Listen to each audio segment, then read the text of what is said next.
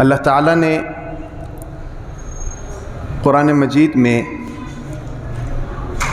رسول اللہ صلی اللہ علیہ وسلم کو فرمایا اِنَّكَ لَعَلَىٰ خُلُقٍ عَظِيمٍ کہ اے میرے محبوب آپ اخلاق کے اعلیٰ درجے پر فائز ہیں۔ اس پر بڑی تفصیلی گفتگو ہوئی تھی۔ اخلاق کے متعلق بتلایا تھا کہ اخلاق کسے کہتے ہیں، اور اخلاق کے 3 مراتب بھی بتلائے تھے۔ ایک ہے اخلاق حسنہ، اخلاق حسنہ، اور ایک ہے اخلاق کریمہ، اور ایک ہے اخلاق عظیمہ۔ اخلاق حسنہ جو ہے اس کا یہودیوں کو حکم تھا، اور اخلاق حسنہ کسے کہتے ہیں؟ اخلاق حسنہ اسے کہتے ہیں کہ کسی کے اوپر ظلم اور زیادتی نہ کی جائے۔ اگر آپ کے اوپر کوئی ظلم کرے، کوئی زیادتی کرے، تو اس زیادتی کا بدلہ، اس ظلم کا بدلہ آپ لے سکتے ہیں۔ یہ ہے اخلاق حسنہ، اور اتنا ہی بدلہ لے سکتے ہیں جتنا اس نے آپ پر ظلم کیا ہے۔ اور اس حوالے سے ایک اور بات یاد رکھیں کہ بدلہ خود نہ لینے بیٹھ جائے۔ بدلہ پھر خود لیں گے تو پھر اپنی مرضی سے لیا جائے گا۔ اس کے لیے قانون ہیں، اس کے لیے ادارے ہیں، عدالتیں ہیں، جن کے ذریعے ملک کی عوام کے حقوق کا خیال کیا جاتا ہے، ان کو حقوق دلوائے جاتے ہیں۔ دوسرا اخلاق عظیمہ، اخلاق کریمہ۔ اخلاق کریمہ یہ ہیں کہ، اور اس کی تعلیم اللہ تعالیٰ نے نصارہ کو دی تھی، اور اخلاق کریمہ یہ ہیں کہ جو آپ پر ظلم کرے اس کا بدلہ نہ لیا جائے، بلکہ بدلے میں اس کو معاف کیا جائے۔ یہ ہے اخلاق کریمہ۔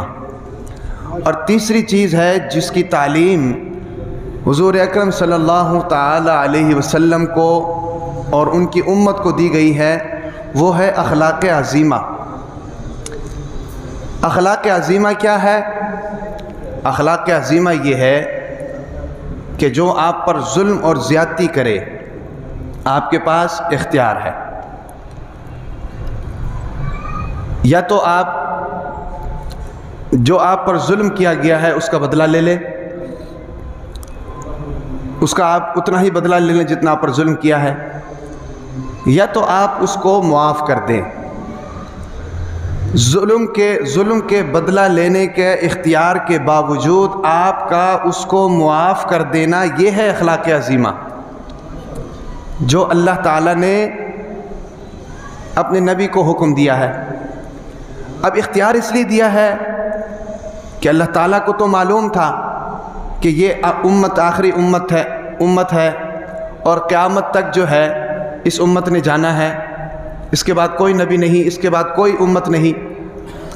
تو اس امت میں جو انسان آئیں گے مختلف طبیعتوں کے ہوں گے، مختلف مزاج کے ہوں گے، تو ان کی طبیعتوں اور مزاج سے واقفیت کی بنیاد پر اللہ تعالیٰ نے اختیار دیا کہ بھئی جو تھوڑا سا سخت طبیعت کا ہے، تھوڑی سی اس کی مزاج کے اندر بہادری ہے، وہ اس کو اختیار ہے، وہ بدلہ لے سکتا ہے، اور جس کی طبیعت کے اندر نرمی ہے وہ اگر معاف کرنا چاہے تو معاف کر سکتا ہے۔ اگر اللہ تعالیٰ یہ کہہ دیتے کہ بھئی تم نے بدلہ لینا ہے، تو جو نرم طبیعت کے ہیں وہ کہتے کہ یار یہ کیسا دین ہے کہ ہمیں لڑائی جھگڑا فساد سکھا رہا ہے۔ اور اگر یہ کہہ دیتے کہ بھئی تم نے بالکل معاف کرنا ہے، تو جو بہادر مزاج کے لوگ ہوں گے، جو سخت مزاج کے لوگ ہوں گے، جن کی طبیعتوں میں بہادری ہوگی، انہوں نے یہ کہنا تھا کہ بھئی یہ کیسا دین ہے کہ ہمیں بزدلی سکھا رہا ہے۔ اس لیے اللہ تعالیٰ نے اختیار دیا۔ لیکن اخلاق عظیمہ یہ ہے کہ باوجود اختیار ہونے کے، باوجود طاقت ہونے کے، باوجود قدرت ہونے کے اگلا اس کو معاف کر دے۔ یہ ہے اخلاق عظیمہ۔ اور پھر میں نے آپ کو بتایا تھا غزوہ احد کے اندر جو معاملہ ہوا، اس میں اخلاق عظیمہ کی ایک بہت بڑی مثال ہمیں ملتی ہے۔ غزوہ احد کے اندر پہاڑ کی ایک چوٹی پر اللہ کے نبی نے چند صحابہ اکرام کو تعینات کیا اور ان کو یہ حکم دیا کہ جو مرضی ہو جائے آپ نے اس جگہ کو نہیں چھوڑنا۔ اب ہوا یوں کہ مسلمانوں اور کافروں کے درمیان جب جنگ شروع ہوئی اور کافر جو ہیں بھاگنے پر مجبور ہو گئے، تو جو مسلمان تھے جو میدان میں لڑ رہے تھے، بیٹا آپ ادھر چلے جاؤ، شاباش، وہ ادھر چلے جاؤ، شاباش۔ تو مسلمان جو میدان میں لڑ رہے تھے انہوں نے تو دیکھا کہ بھئی کفار تو بھاگ رہے ہیں، اپنا سامان چھوڑ کر بھاگ رہے ہیں، اپنے ہتھیار چھوڑ کر بھاگ رہے ہیں۔ انہوں نے کیا کیا؟ انہوں نے آ کر مال غنیمت اکٹھی کرنی شروع کر دی۔ تو وہ جو پہاڑ کی چوٹی پر جس جگہ پر اللہ کے نبی نے ان صحابہ اکرام کو تعینات کیا تھا، انہوں نے سمجھا کہ اب تو جناب ہم نے جنگ جیت لی ہے، کافر بھاگنے پر مجبور ہو گئے ہیں، اب ہمارے بھائی مال غنیمت اکٹھا کر رہے ہیں، کیوں نہ ہم جا کر ان کے ساتھ شامل ہو جائیں، ان کی مدد کریں، اس مال غنیمت کو کیا کریں؟ اکٹھا کر لیں۔ تو وہ جو کفار کا لشکر تھا جو بھاگ رہا تھا، اس کے اندر حضرت خالد بن ولید رضی اللہ تعالیٰ عنہ موجود تھے، جو اس وقت مسلمان نہیں ہوئے تھے۔ وہ کافروں کے لشکر کو لے کر بھاگ رہے تھے پہاڑ کے پیچھے سے، تو دیکھا کہ وہ پہاڑ کی وہ جگہ ہے جہاں پر اللہ کے نبی نے ان صحابہ اکرام کو تعینات کیا تھا، وہ خالی ہے۔ اب انہوں نے اس موقع سے فائدہ اٹھایا اور اپنے لشکر کو لے کر اس چوٹی پر گئے اور وہاں سے تیر اندازی شروع کر دی، تیر برسانے شروع کر دیے۔ اب صحابہ اکرام کی اس اجتہادی غلطی کی وجہ سے مسلمانوں کو بہت نقصان اٹھانا پڑا، یعنی کہ اس جنگ کی ساری صورتحال تبدیل ہو گئی۔ جو جنگ آسانی سے مسلمانوں کے ہاتھ میں آ رہی تھی وہ مشکل بن گئی۔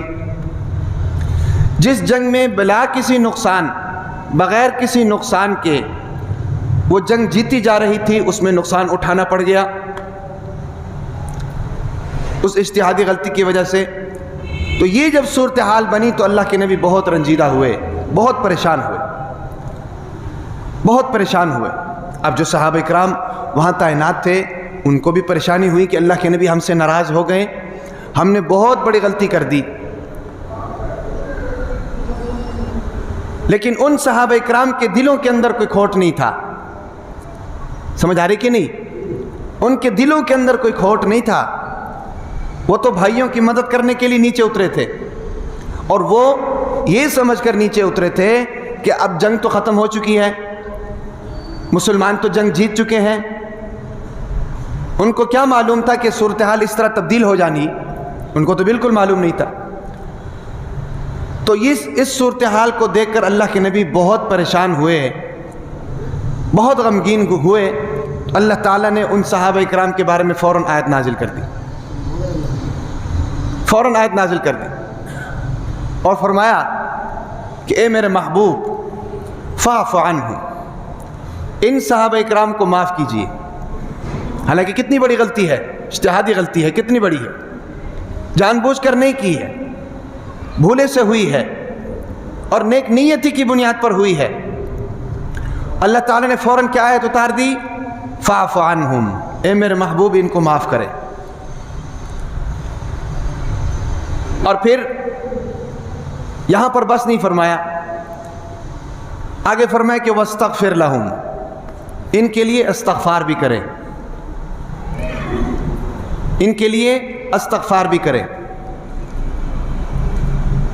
اور پھر اس کے بعد اللہ تعالیٰ نے دوبارہ فرمایا کہ وشاورہم فی الامر، کہ ان کو اپنے مشوروں میں بھی بٹھا دیا جائے۔ مشورے میں بٹھانے کا مطلب کیا ہے؟ مشورے میں بٹھانے کا مطلب یہ ہے کہ مشورے میں اس شخص کو بٹھایا جاتا ہے جو انتہائی مخلص ہوتا ہے، اس کو مشورے میں بٹھایا جاتا ہے۔ تو اتنی بڑی اجتہادی غلطی کے باوجود جس سے مسلمانوں کا اتنا نقصان ہوا، اللہ تعالیٰ نے آرڈر جاری کیا کہ ان کو معاف بھی کریں، درگزر بھی کریں، اور ان کے لیے استغفار بھی کریں، اتنا کچھ ہونے کے بعد بھی ان کی نیتوں میں کوئی شک نہیں، ان کے خلوص میں کوئی شک نہیں، ان کی محبت میں کوئی شک نہیں، ان کو اپنے ساتھ اپنے مشورے کے اندر بھی بٹھائے. اور یہ ہے اخلاق عظیمہ. میں بتا رہا تھا آپ کو اخلاق عظیمہ، اس کو کہتے ہیں اخلاق عظیمہ.